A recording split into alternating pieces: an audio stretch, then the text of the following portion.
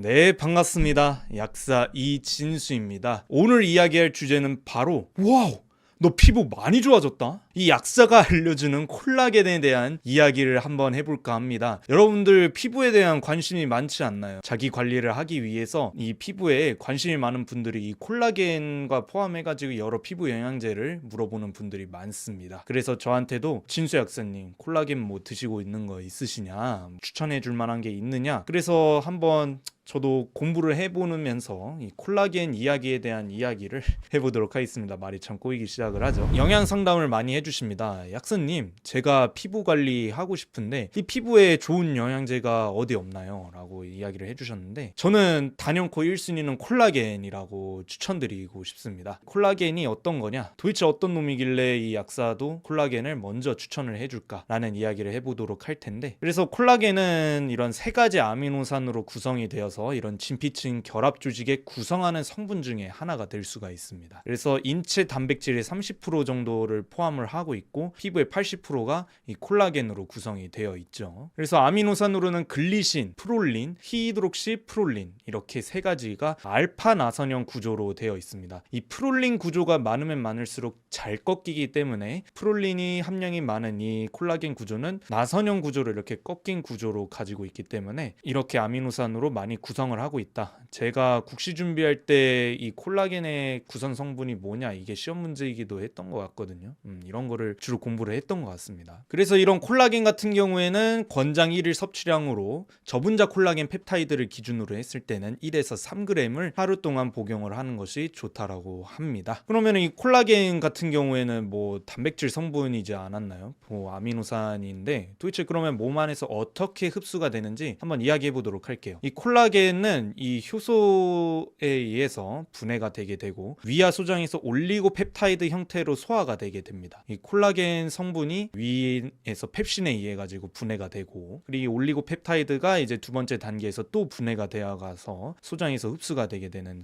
상황인데, 이 올리고펩타이드는 디펩티다제 아니면은 아미노폴리펩타제, 소장에서 아미노산 형태로 소화가 흡수가 되도록 되어 있어요. 그래서 이런 펩타이드는 펩타제에 의해서 또 세포질에 아미노산 형태로 흡수가 되게 되고 아주 잘게 쪼개져 가지고 간으로 흘러가게 돼서 모세혈관을 통해 전달을 하게 됩니다. 이런 콜라겐이나 엘라스틴이 우리 몸에서 감소를 하게 돼서 노화로 인해 줄어들게 되면은 이런 피부가 잘 접히게 돼요. 그러니까 팽팽해지지 않고 아래쪽으로 쏠린다고 해야 될까요? 주름이 진다고 하잖아요. 그런 것들이 이제 노화된 피부를 이야기를 하는데, 이렇게 콜라겐이나 엘라스틴 이런 성분들이 감소를 하게 되면은 피부가 노화가 된다라고 볼 수가 있습니다. 이 콜라겐 같은 경우에는 진피의 수분을 유지를 하는 데 또 도움을 많이 주고, 그런데 이런 것들이 이제 노화가 진행이 되면 능력이 감소하기 때문에 수분이 다 날아지게 되면 이렇게 쭈글쭈글해지는 거죠. 그리고 그러한 잔주름이 많이 생기다 보니까 이런 콜라겐을 젊을 때 많이 보충해 주면 노화가 덜 진행되지 않을까 생각합니다.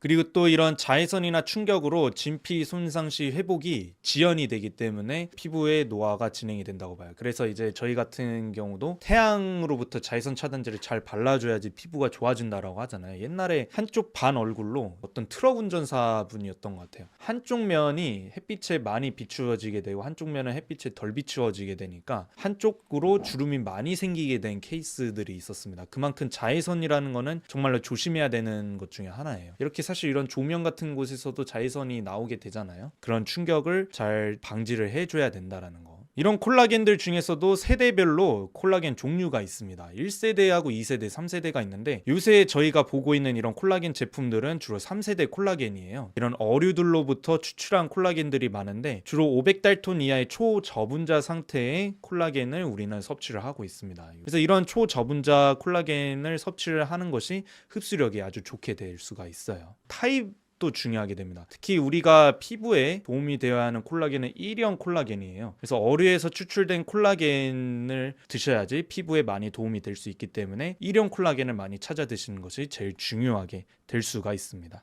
누구나 다 콜라겐을 섭취하면 좋겠네요 라고 했는데, 사실 그랬으면 제가 이런 질문을 꺼내진 않았겠죠. 아니라는 겁니다. 왜냐하면 이 임산부나 영유아 어린이 분들 같은 경우, 그리고 또 어류 알러지가 있는 분들한테는 이런 콜라겐을 섭취를 하는데 주의가 필요하게 될 수 있습니다. 알러지 성분을 가지고 있는 분들에 한해서는 또 두드러기나 발진 이런 것들이 또 많이 나올 수 있기 때문에 조심해 줘야 되고요. 그리고 또 이런 궁금증이 생깁니다. 아까도 이야기했잖아요, 약사님. 콜라겐 섭취를 하면은 어차피 단백질이니까 분해돼서 흡수가 잘 안 되지 않을까요? 라고 했는데, 그러면 뭐 족발 껍데기를 먹어도 되지 않나요? 라고 이런 식으로 똑같이 이야기를 하시는 분들이 있습니다. 계속 얘기하지만 저분자 콜라겐이 이 흡수면에서 유리하게 됩니다. 그래서 고분자 콜라겐 같은 경우에는 흡수가 되지 않고 그냥 소화만 돼서 우리 몸에 그런 배고픔을 충족시키는 데만 필요하게 된다면은, 이 저분자 콜라겐을 드셨을 때는 우리 피부 측면에 있어서 좀 더 유리하게 작용을 할 수 있다라고 이야기를 할 수 있고요. 그리고 음식을 통해 얻은 콜라겐 같은 경우에는 마찬가지로 이제 분자량이 크고 구조가 치밀하기 때문에 흡수가 잘 되지가 않습니다. 그러면 약사님, 여기까지 이야기를 듣는데 이해는 하겠어요. 그러면 어떤 콜라겐 제품을 먹어야지 좋은 건지 한번 그 이야기를 해보도록 하겠습니다. 이게 제일 여러분들이 궁금해하는 거잖아요.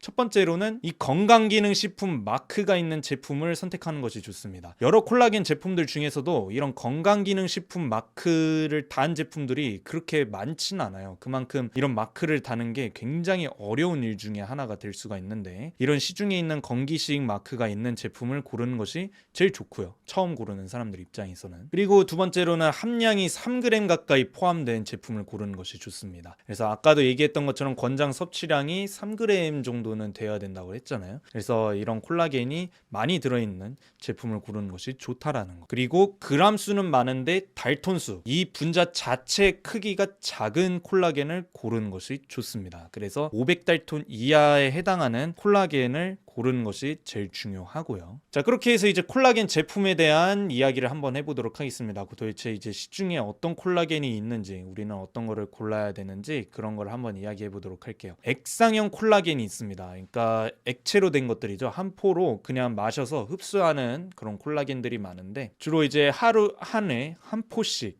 이 콜라겐을 드시면은 좋다라고 이야기를 할 수가 있습니다. 왼쪽에 보이는 콜라겐 제품들이 거의 다 포로 되고 액상 형태로 되어 있어요. 먹기 쉽게 3번 한 포씩 아침, 점심, 저녁으로 드셔주시면 좋다. 그리고 두 번째로는 분말형 콜라겐도 있습니다. 그래서 파우더 형태로 돼가지고 퍼서 이제 컵에다가 물이랑 함께 섞어서 드시는 분들도 계시고요. 이제 하루에 3번 한 포씩 또 드셔주시게 되면 되고, 이런 것들도 저분자 콜라겐 형태로 되어 있는 것들이 많아요. 그리고 이제는 먹는 추정 콜라겐들도 있습니다. 저 같은 경우도 이런 먹는 추정 콜라겐으로 저는 먹고 있는데, 하루 3번 이렇게 콜라겐으로 먹는데 맛은 있습니다. 어류에서 추출된 콜라겐이라고 해서 비린내가 나는 콜라겐들도 되게 많다고 그래요. 그래서 이런 추정 콜라겐 같은 경우에는 맛을 확실하게 잡아 놓았으니까 그냥 사탕처럼 일주일에 계속 연속으로 잘 먹을 수 있게, 그리고 또 보관도 쉽잖아요. 이런 콜라겐을 드셔보시는 것이 어떨까 저는 생각하고요. 그래서 마무리를 하게 된다면은 이 여러분들의 피부 건강 한번 콜라겐으로 유지를 해보는 게 어떨까 생각하면서, 저도 콜라겐을 잘 먹고 있는데 한번 여러분들의 피부도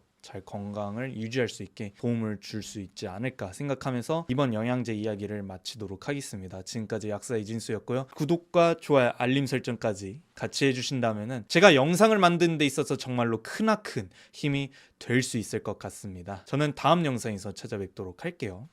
안녕.